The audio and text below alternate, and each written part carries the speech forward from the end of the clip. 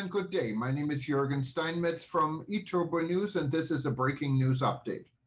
For more news updates and shows, please go to youtube.com/travel news group.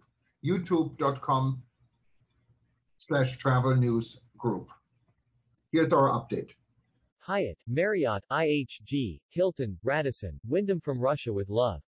Ukraine sent an urgent appeal to Accor, Hyatt, Marriott, IHG, Hilton, Radisson, Wyndham, and other groups in the hospitality field to stop generating Russian tax ruble, which is indirectly supporting the attack on their country.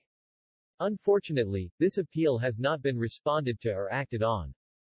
The Scream campaign reached out to Marriott and Hyatt in regards to their decision and still operates hotels in the Russian Federation.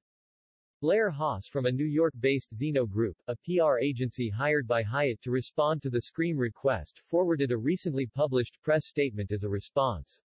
Several follow-up calls over 3 days to the number on her email were not responded to. The impressive website of this PR agency doesn't list a phone number.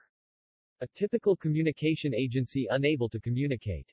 Using the Hyatt website Hyatt.com, or the Hyatt app, reservations for all their Russian hotels are possible, but hotels in Ukraine are blocked. Hyatt stated in its press release, "At this time, we have made the decision to suspend our development activities and any new investments in Russia, effective immediately." Scream through eTurboNews reached out directly to the chairman's office at Marriott Hotels headquarters in Washington, D.C. This phone contact was given to the eTurboNews publisher by no other than Mr. Marriott Jun. In 2006 when both met at the Desert Table during a WTTC summit at the JW Marriott in Washington, D.C. Mr. Marriott's office number still worked. A person by the name of Jane Hurst working for the executive office told eTurboNews that the company donated $1 million to the humanitarian crisis in Ukraine. Marriott also donated 8,000 room nights to Ukrainian refugees in Eastern Europe. However, all Marriott hotels in Russia seem to operate normally at this time and take new reservations. Ms. Hurst told eTurboNews no one could really stay at the hotels since a valid credit card was required for check-in. She explained that credit cards don't work in Russia due to the sanctions. eTurboNews reached out to Marriott hotels in Russia directly and the acceptance of cash payments was confirmed. Ms. Hurst also said hotels may be operated by franchise partners and it wasn't up to Marriott to shut down operation due to contractual obligations. Finally, Ms. Hurst said due to technical limitations reservation modules could not be made inactive on their app. She added it takes a technical expert to do this, and she doesn't know if they have someone to do this immediately. When ETN called Ms. Hurst the next day to ask about the cash payment guests could make to hotels, Ms. Hurst said, she could not comment on this and the department authorized to speak about this will most likely not respond any further. She added, that she was sorry. Last week Scream partners, the Ukrainian Hotel and Resort Association UHRA, and State Agency for Tourism Development SATD, have repeatedly appealed to hotel operators to stop supporting the Russian economy and war machine and withdraw their brands from Russia. 2 separate letters were sent to the CEOs and the heads of corporate social responsible for the 7 top international hotel groups represented in Russia on the 14th of March and the 18th of March 2022. Since the start of this campaign, none of the hotel operators has changed their stance and is adamant they will continue operating in Russia. In contrast, the Russian missiles continue to rain down on peaceful Ukrainian citizens. Russia continues to commit horrific war crimes, such as in Mariupol with the bombing of the Art School No. 12, sheltering 400 refugees, and the Donetsk Regional Drama Theater missile strikes with up to 1,200 innocent people hiding in the basement. The status of responses from the UHRA and SATD appeals are as followings. Hyatt Hotels Corporation operates normally. IHG Hotels and Resorts, Hilton Hotels and Resorts, and Wyndham Hotels and Resorts, acknowledgement of receipt of the letter, but to date, no formal response.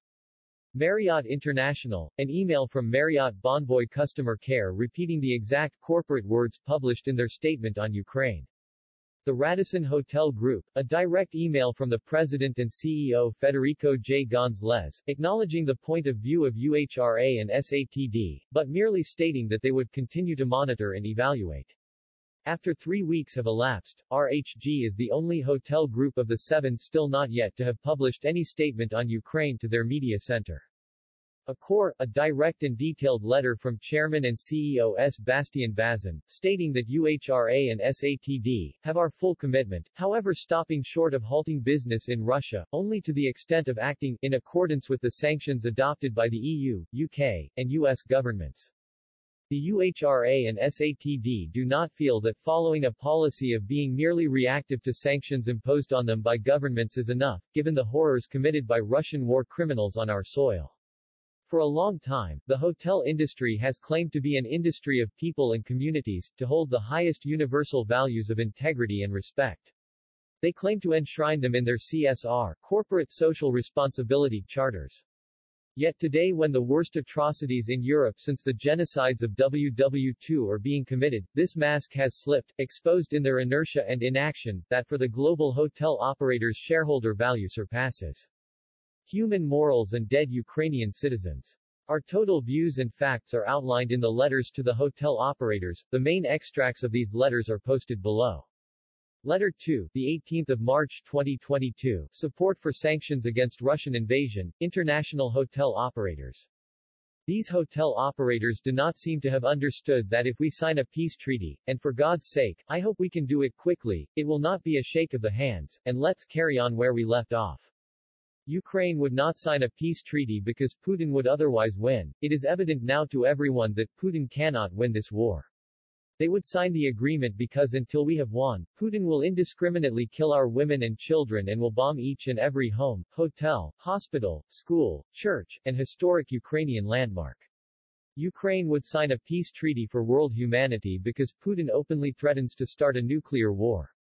It is evident now to everyone that Putin is psychopathic enough to do this.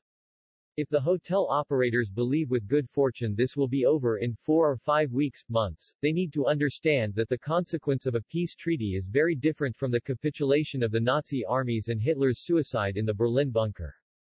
This Russian Hitler will claim victory while turning his inadequacies and frustrations internally by further Stalinizing his country, further twisting reality, further repressing, and persecuting his people, expropriation and nationalization of private property. When this no longer satisfies his psychopathic tendencies, he will turn on the easiest targets: the Republic of Georgia, the Central Asian states, and then the Baltic states and Finland. At what point do Accor, Hilton, Hyatt, IHG, Marriott, Radisson, Wyndham, and the other international hotel operators stop giving Western credence to Putin? For what reason do they continue to advance Russia's economy and create tax revenues for his regime? Do they think for 1 minute those Russian tax revenues will go to rebuilding the theater in Mariupol? Will those taxes support the multitude of physically and psychologically scarred Ukrainians who have lost parents or children? Will they assist tens of millions of refugees and internally displaced Ukrainians? Of course, not. The Russian state is never benevolent. Such altruism will come from the US and Europe, from kind donations and American and European taxpayers. The taxes the operators pay in Russia will help preserve Putin's dictatorship and feed his internal repression and external greed for power. As much as we all wish we could turn the clocks back 4 weeks, for generations to come, Ukraine and Russia will unfortunately never be as it was.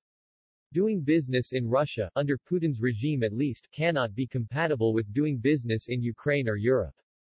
Eventually, the hotel operators will have to choose from the ample opportunities of an aggressive oil-rich Russian autocracy or a modest and peaceful Ukraine. Once peace has returned to Ukraine, then our role would naturally be to seek Ukrainian government sanction for hotels that continue to do business in Russia. The emerging markets of Eastern Europe, including Russia and Ukraine, were always a high political and reputational risk for hotel operators. In the main, they did exceptionally well, with relatively little financial risk or asset exposure. They returned significant profits from high room rates and high fees. The wise hotel operators also entered the market with virtually watertight template contracts on which they gave little compromise on commercial terms and zero compromises on legal terms.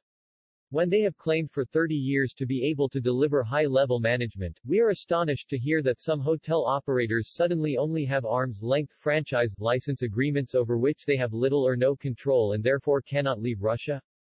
It is because the hotels have little or no asset position that it should be more accessible, not more challenging, to exit Russia, and we reject the claim that they are in line with actions taken by other industries. One only needs to look at the substantial asset sacrifices undertaken by McDonald's, BP, and British American Tobacco. Are we to hold the fast food, oil and gas, and tobacco industries to a higher ethical standard than hotels? If so, should we hoteliers worldwide question our esteem in being part of the hospitality industry? Any notion made by the hotel operators that confiscations, which may benefit the same people sanctions are intended to punish, must be avoided, makes a mockery of international law and the principles of sanctions. It is effectively suggesting that the assets such as airplanes, factories, DIY stores, and fast food restaurants, that the Russian state is stealing from those companies who are brave enough to make a moral stand, are themselves supporting the Russian state. Sanctions not only squeeze the economy but underscore to ordinary Russians the world's revulsion at Putin's brutality. We need to stop financing the aggressor. It is only by that kind of isolation that we have a chance of ending this war and ending the tyranny inside Russia. An international hotel general manager normally based in Kyiv, last week quoted Napoleon Bonaparte and posted on his LinkedIn page. The world suffers a lot, not because of the violence of bad people, but because of the silence of good people. The irony of those words is in the silence of those hotel operators. The time to act is now, not to pause until US-EU sanctions make action compulsory. It is time for the hotel operators to stand next to the people of Ukraine, the free world, the ethical and righteous, and make that courageous decision to leave the Russian market. History will thank them for it. Letter 1, the 14th of March 2022. Support for sanctions against Russian invasion, international hotel operators. On the 2nd of March 2022, UHRA issued an open letter appealing for global hotel and tourism organizations support for sanctions against the Russian invasion. As a direct consequence of the joint appeal from State Agency of Tourism Development of Ukraine, Ministry of Tourism, shared by Ms. Mariana Oleskiv, and UHRA to the UNWTO, on 8 March, the UNWTO held an extraordinary session of the General Assembly in Madrid to suspend Russia's membership in the organization. Apart from the request to expel Russia from the UNWTO and IATA, the UHRA called for OTAs, online tour operators, and wholesalers to immediately halt the provision of their services in Russia. In the interim, reservation and travel organizations such as Booking.com, Expedia, Google Travel, Hours, Airbnb, Skyscanner, Kayak, TripAdvisor, Trivago, and TUI have terminated all operations within Russia. Large multinational companies from other industries such as BP, Shell, Apple, McDonald's, IKEA, Coca-Cola have been clear about their ethical positions. They have sacrificed billions of euro revenue streams and given up huge asset positions. They have given up more than just license and management fees, have broken agreements with their Russian partners, and released tens of thousands of their Russian and expatriate employees because they know without making such difficult long-term resolutions, they cannot change the cruel direction of the Kremlin. We are struggling to understand why the hotel industry is any different, why quality hoteliers cannot send the same message to the Russian war regime. We are bitterly disappointed that almost all prominent hotel companies have only made token statements about their operations in Russia. We consider the declaration to suspend new hotel development in Russia as an empty and cynical gesture since, with the withdrawal of international financing, no pipeline hotels can be completed in any case without Putin's oligarchs' money. So far, only IHG and Marriott have made minor inconveniences by closing small representative offices in Russia, and all major hotel groups continue to operate all their hotels. Today Russia's armies are carpet bombing our cities, turning our homes and hotels to rubble. They are murdering our children and our parents, our peaceful brothers and sisters, many of whom are your very own employees, hotel receptionists, waiters, chefs, and accountants. We do not wish to coerce, but we cannot sit by and let the inaction of hotel operators who continue to try and sit on the fence and effectively support the regime of Putin. As an association of dedicated hoteliers, we have a great deal of respect for international operators and hope they will be active when the time comes to rebuild Ukraine. We do not want to get angry at hotel operators, we do not want to feel compelled to call for hotel brand boycotts. The anger should be collectively fixed in one clear direction. As we write this letter, the Russian war machine is surrounding us in Kyiv with the intent of destroying this fantastic city, our people, us hoteliers. We ask operators to please act now, please be on the right side of history, to cease to try and ride out this brutal massacre of Ukraine, to make an immediate and tangible stand against this war. We kindly ask each hotel group to email UHRA or SATD with a statement regarding your further intentions of responsible and ethical business strategy related to sanctions in Russia. Otherwise, comment or correct your respective general press statement below and advise us on how concretely you will support us. Statements and comments, click here.